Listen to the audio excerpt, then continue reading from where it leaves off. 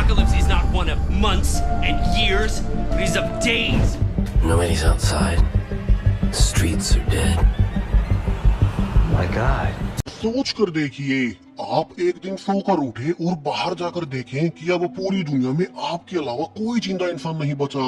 एक अजीब सी बीमारी की वजह से अब जो कोई भी सोने जाएगा वो वही मारा जाएगा। यानी कि अब सिर्फ कुछ चुनिंदा सर्वाइवर्स ही जिंदा बचे थे। लेकिन अब चूंकि पूरी पृथ्वी खाली हो चुकी है तो वे अकेले कहीं भी जाकर कुछ भी कर सकते हैं।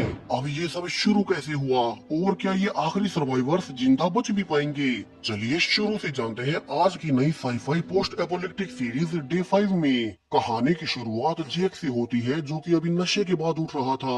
वो उठते ही फिर से अपना सामान ढूंढने लगता है। दरअसल जेक नशे का आदी है, इसलिए जब उसे कुछ ही देर में अपना लाइटर नहीं मिला तो वो उसे लेने अपने पड़ोसी के पास जाता है। हालांकि अब उसका पड़ोसी दरवाजा नहीं खोल रहा था, सो जेक लाइटर लेने बाहर निकल गया।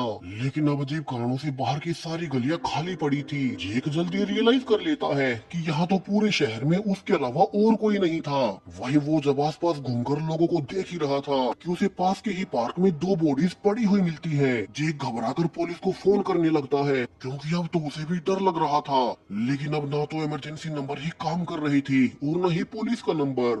जेक जल्दी से भागकर अपनी फैमिली के घर जाने लगता है ताकि अपने पेरेंट्स और अपनी छोटी बहन को देख सके कि कहीं उन्हें कुछ ना हुआ हो।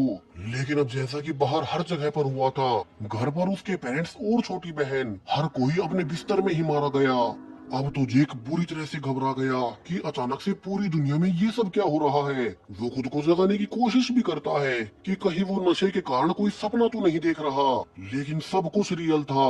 गली से एक बच्चा आकर बताता है कि उसे भी जागने के बाद पूरे शहर में सिर्फ जेक ही दिखा है। अब वो लड़का अपना नाम सैम बताता है और जेक को अब तक जो कुछ भी हुआ वो सब समझाने लगता है। दरअसल उसके अनुसार पिछले 2 दिन में जो कोई भी सोने गया वे सब लोग मारे गए। सो अब अगर उन्हें जिंदा रहना है तो सोने से बचना होगा। अब ये सुनकर जेक को याद आता है कैसे वो पिछले कई दिनों से नशा करके पड़ा था, इसलिए शायद से वो पूरी तरह से नींद में नहीं जा पाया और उसकी जान भी बच गई। अब जेक और सैम दोनों एक दूसरे को जगाए रखने के लिए एड्रेनलिन के इंजेक्शंस देकर इस खाली शहर में रहना शुरू करते हैं। जल्दी उन्हें 2 और लड़कियां सर्वाइवर्स मिल गई, यानी कि अब पूरा शहर उन्हीं का था। वे जो चाहे वो कर सकते हैं, बस उन्हें सोना नहीं है। चारों यहाँ से एक साथ मिलकर एंजॉय करना शुरू करते हैं। हालांकि उन्हें ये भी पता था कि इंसानी शरीर भला कितने टाइम तक बिना सोए रह पाएगा और जल्दी उन्हें इसका असर भी दिखने लगा। एक लड़की को अब हेलुसिनेशन होने लगते हैं। वहीं जेक सैम को जगाए रखने के लिए उसे ज्यादा से ज्यादा बातें कर रहा था। वे डिस्कस भी करते हैं कि अगर उन्हें सोना ही पड़ेगा तो वे उससे पहले खूब एंजॉय करेंगे कि तभी बाहर से एक लड़की केट आकर बताती है कैसे उसकी दूसरी साथी अब थक कर सो ही गई। जेक उसे जल्दी से एड्रेनलिन का इंजेक्शन देकर फिर से उठाने की कोशिश करता है, मगर अब तक बहुत देर हो चुकी थी, वो नहीं बच पाई।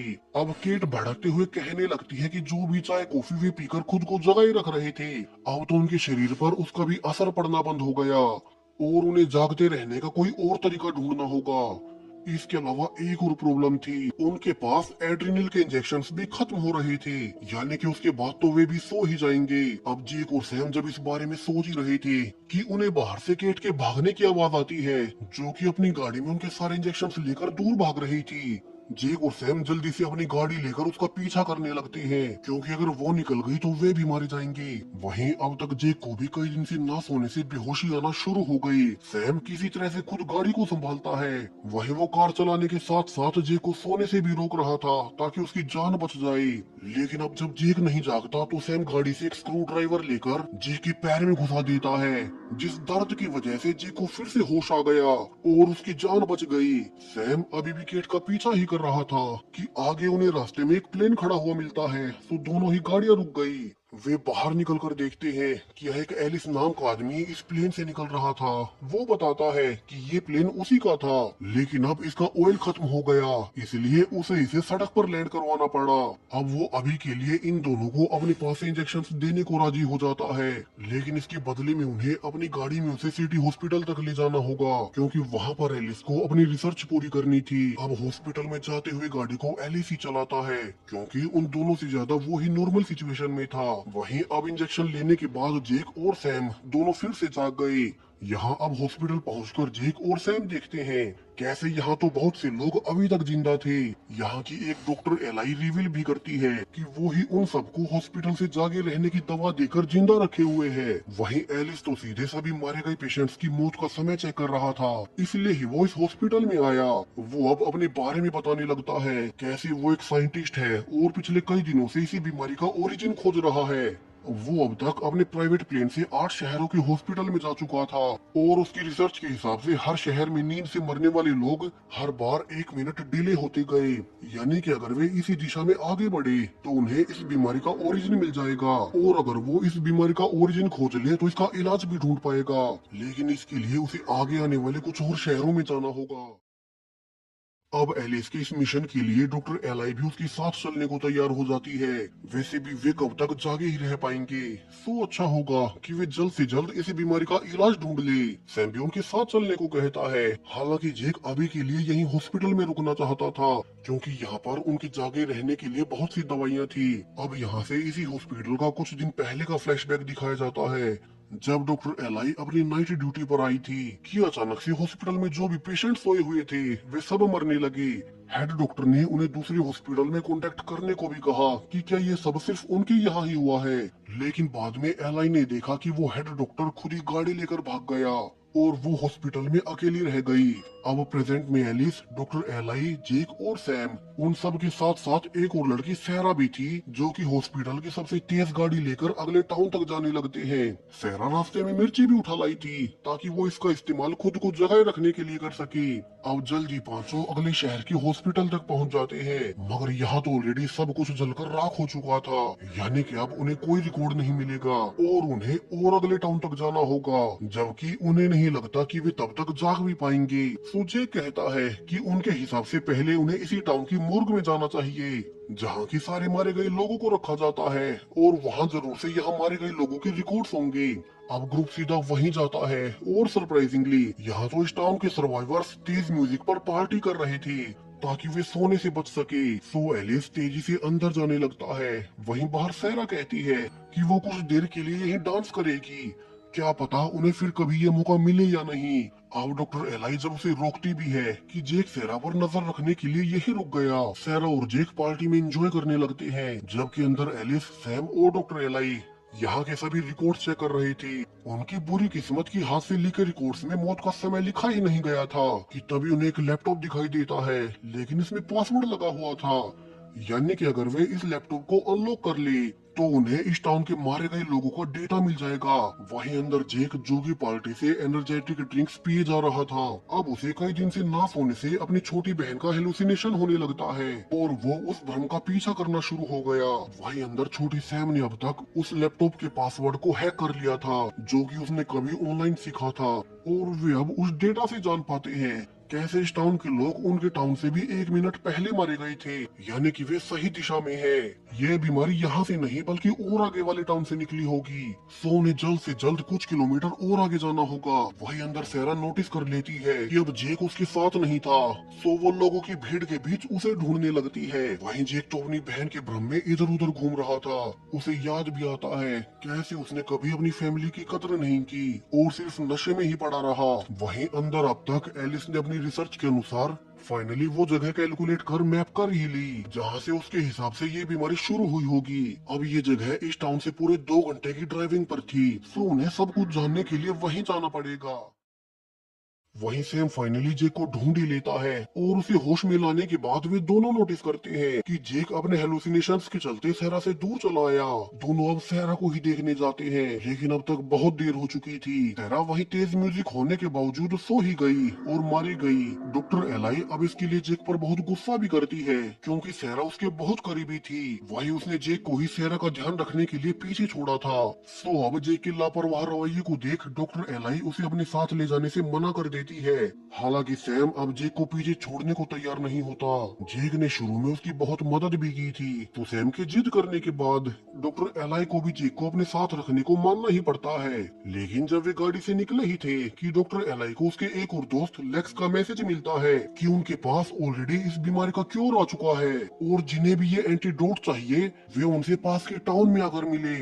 अब एला ये सुनकर बहुत एक्साइटेड थी। हालांकि साइंटिस्ट एलिस अपना रूट नहीं बदलना चाहता, क्योंकि उसके हिसाब से किसी को बिना किसी रिसर्च के एंटीडोट कैसे मिल सकता है। लेकिन डॉक्टर एलाई को अपनी दोस्त पर पूरा भरोसा था। सो एलिस उसे एक गाड़ी और रेडियो देकर एक दूसरे से कांटेक्ट में रहने को कहता है और यहाँ से वे अलग हो जाएंगे।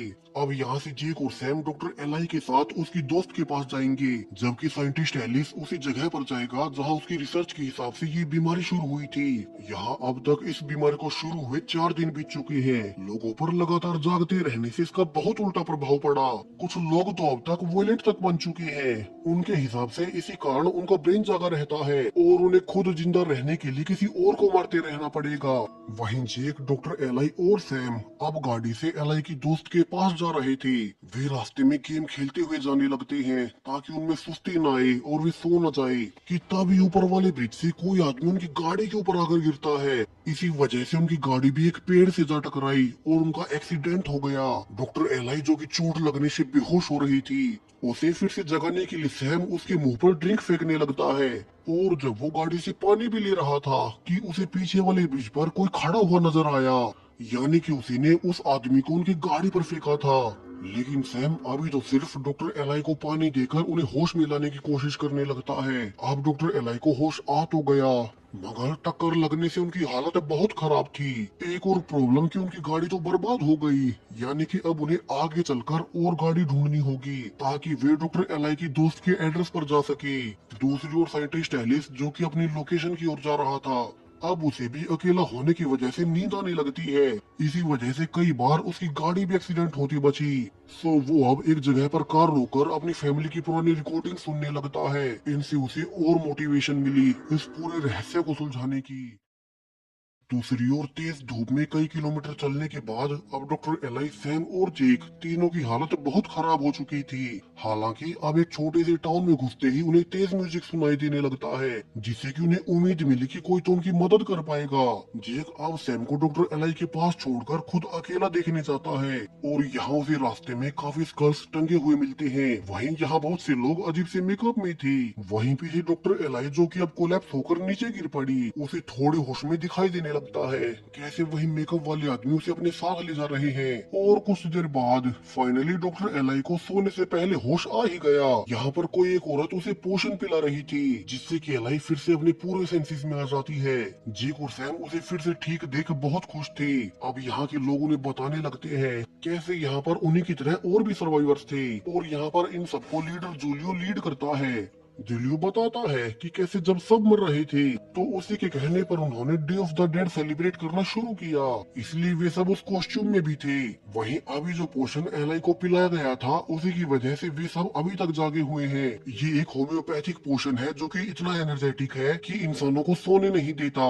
लीडर जूलियो अब सैम को अपना कैप भी दिखाता है और उसे उसकी उम्र की एक लड़की से मिलवाता है। अब सैम यहाँ के खुशनुमा माहौल को देख बहुत दिन बाद नॉर्मल महसूस कर रहा था, वरना बाहर की दुनिया में तो हर तरफ तबाही फैली हुई थी। सैम की नई दोस्त उसे अपना नाम कार्मेन बताती है और उसे अपना कैंप दिखाने लगती है। कैसे वे सब यहाँ पर एक साथ मिलकर बहुत खुश रहते हैं। और अब वे जब एक साथ घूम ही रही थी कि बाहर से एक आदमी आकर कार्मेन पर अटैक कर देता है। वो भी असल में अब तक नींद न आने से वोलेंट हो गया था। सो जल्दी सैम की चिल्लाने की आवाजों को सुनकर लीडर जूलियो अपने आदमियों के साथ आता है। वही घायल कार्मेन को जल्दी से डॉक्टर एलाई ट्रीट करने लगती है। अब डॉक्टर एलाई बहुत परेशान थी क्योंकि उसे कार्मेन को बचाने के लिए उसका ऑपरेशन करना पड़ेगा। लेकिन एक और प्रॉब्लम कि ऑपरेशन करने के लिए उसे कार्मेन को एनेस्थीसिया देना पड़ेगा और अगर उसने ऐसा किया तो ये बच्ची वैसे ही मारी जाएगी। अब लीडर जूलियो उसे शांत रहने को कहता है क्योंकि डॉक्टर एलाई को बिना कार्मेन को एनेस्थीसिया दिए उसका ऑपरेशन करना होगा। सैम भी उसकी मदद करने आगे आता है। वहीं जेक, जो कि ये सब अपनी आंखों से नहीं देखना चाहता था, वो गेट को गार्ड करने का बहाना बनाकर बाहर आ जाता है। अंदर सैम की मदद से डॉक्टर एलाई कार्मेन का ऑपरेशन कर रही थी कि तभी उनकी लाइट अचानक से चली गई। लीडर जूलियो एलाई और सैम को यहीं रहने का कहकर खुद बाहर आकर लाइट को चालू करने लगता है। वहीं उसके जाते ही डॉक्टर एलाई को गोलियों की आवाज आने लगी, यानी कि ये लाइट ऐसे ही नहीं गई थी। कैंप पर उन्हें लोगों ने अटैक कर दिया जो कि वायलेंट हो गई थी और बाकी लोगों को मार मार कर अपने आप को जगाए रख रहे थे। अब डॉक्टर एलाई कार्मन को उठाकर अंदर वाले रूम में ले जाती है और यहाँ पर कैंडल की रोशनी में उसका ऑपरेशन पूरा करने लगती है, क्योंकि हर गुजरते समय के साथ उसकी हालत लगातार बिगड़ती जा रही थी। तो सैम और एलाई कार्मन से लगातार बातें करते रहते हैं ताकि वो सो न जाए। और तभी अब वहाँ भी वो आदमी आ ही गया जो कि बाहर सब पर अटैक कर रहा था। वो अब डॉक्टर एलाई और सैम पर भी अटैक करने ही वाला था कि सही वक्त पर पीछे से जेक आकर अब उस आदमी के सिर पर वार करता है और उसे मार ही देता है।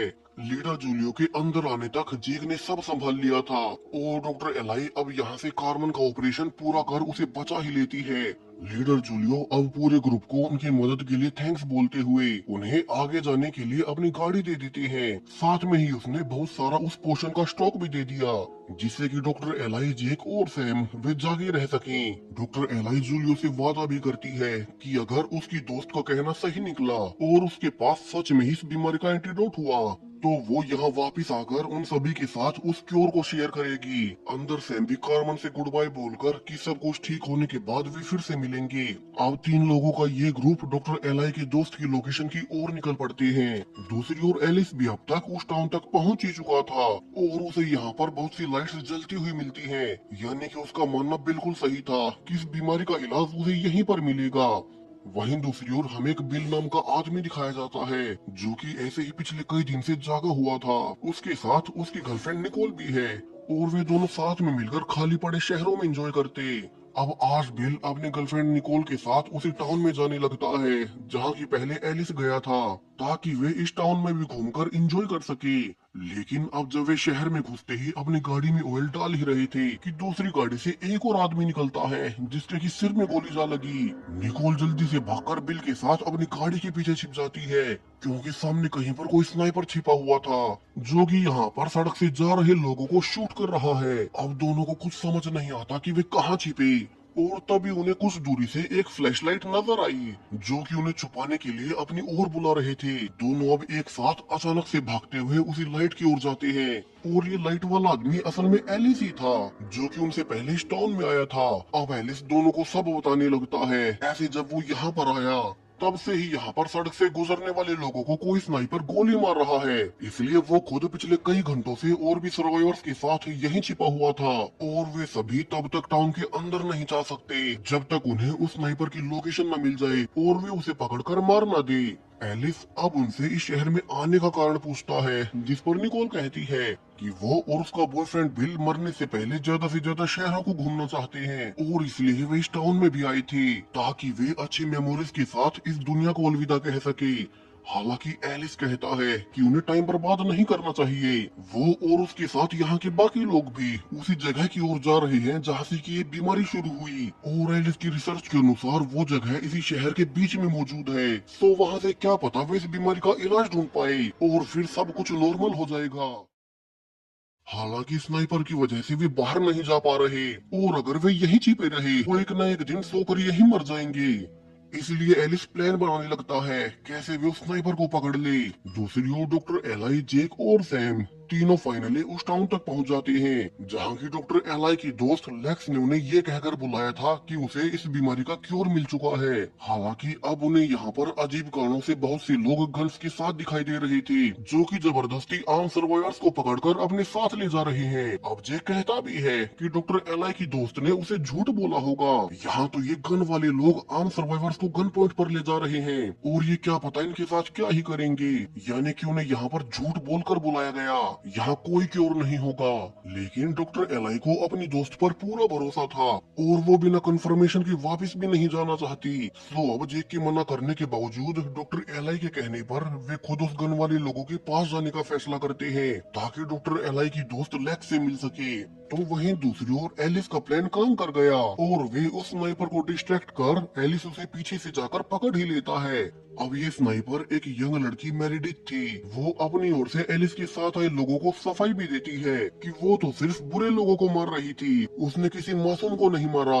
जो लोग नींद के न आने से वायलेंट हो गए थे वो तो सिर्फ उन्हें ही मार रही थी ताकि वे बाकी आम लोगों को नुकसान न पहुंचाए। वहीं उसने बिल और निकोल को भी गोली नहीं मारी, जबकि जब वे कार के पीछे छिपे तब वे उसके निशाने पर थे। अब ये सुनकर बाकी लोगों को उस पर भरोसा हो जाता है और एलिस उसे भी अपनी टीम में शामिल कर लेता है। क्या पता उन्हें आगे कौन से खतरे मिले, और उसमें ये स्नाइपर उनके बहुत काम आएगी। यहाँ से वे एक साथ मिलकर टाउन में जाकर बीमारी का एंटीडोट ढूंढेंगे।